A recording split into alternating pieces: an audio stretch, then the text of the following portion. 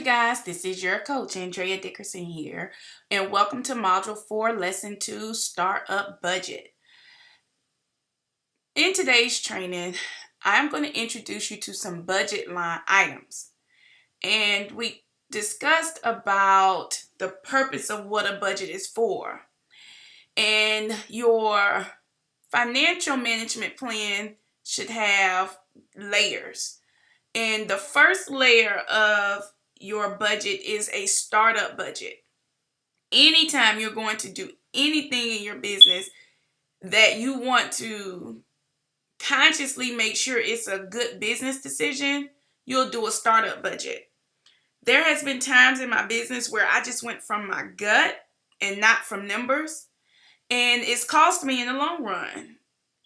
Budgeting for me, because I'm such a faith walker, it's sometimes one of the hardest things for me to just wrap my head around and to accomplish and do. But I realized that I would be further in life and much more successful if budgeting was something that was a part of my routine in making business decisions. So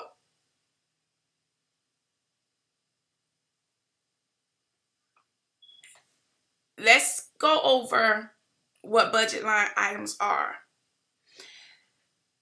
In the childcare industry, you will incur costs. And when you know what that cost is, it's easier for you to identify the cost and give it a code. And we talked about that in our audio training on yesterday about giving your expenses a code. So in order to assist you with that, this is a layout of expenses and income that you could code. If you've ever used a software accounting system with Procare has your codes set up. You would just need to go in and set up the ledger.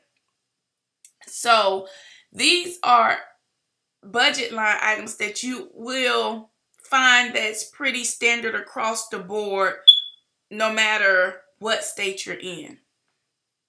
So income budget lines are your registration fees.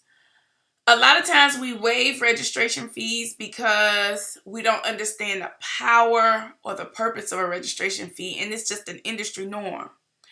But your registration fee should have a cost associated with it, which is why you're charging the registration fee. Now, your registration fee may cover some get started items that you need to replenish in the program concerning that student or the program as a whole. And then some programs do not call it registration fees. Some programs call it material fees. So for me, I think it's wise that you could utilize both words, registration fee for when they register in your program and material fees for the yearly annual cost of replenishing the materials in your program. And you guys know how important that is because a good box of crayons, which I love Crayola, a classroom box of Crayola crayons can run you anywhere from $60 to $100 a box. So it's important that you consider having a material fee in your business and what it will go towards. The next one is your income. This is your tuition rates that you charge. This is what it costs for families to do business with you. Then you have your late fees. This is for the parents that can't pay on time. Food program can be counted as an income because it's returning back to you at a reimbursement rate. It's not that the food program is going to cover every single thing in your business that it costs to run it. It's just a reimbursement rate.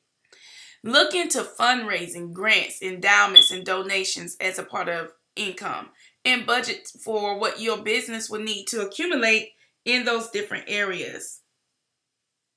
The next one is expenses. You're going to have your personnel expenses, such as health insurance, child care, because sometimes we do give clients a discount. So that's an expense for your business. payroll, FICA, unemployment, compensation, workers' comp.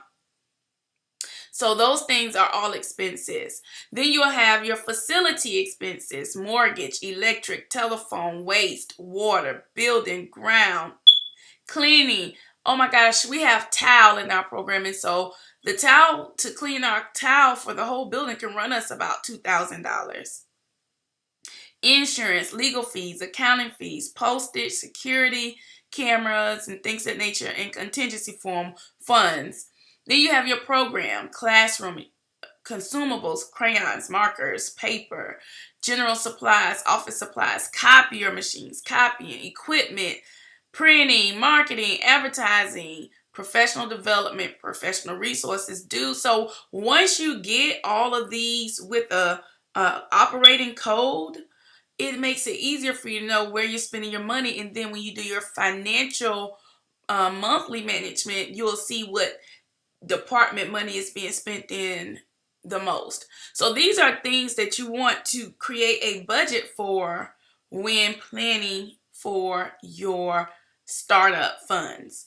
The next video I'm going to show you guys is some typical budgeting numbers for what we have seen to be pretty standard of what it should cost you in different departments of this budget line. So we're going to talk to you about what equipment and consumables and program supplies, the percentage of your budget it should be. So you guys stay tuned. Talk to you at the next lesson. Bye, you guys.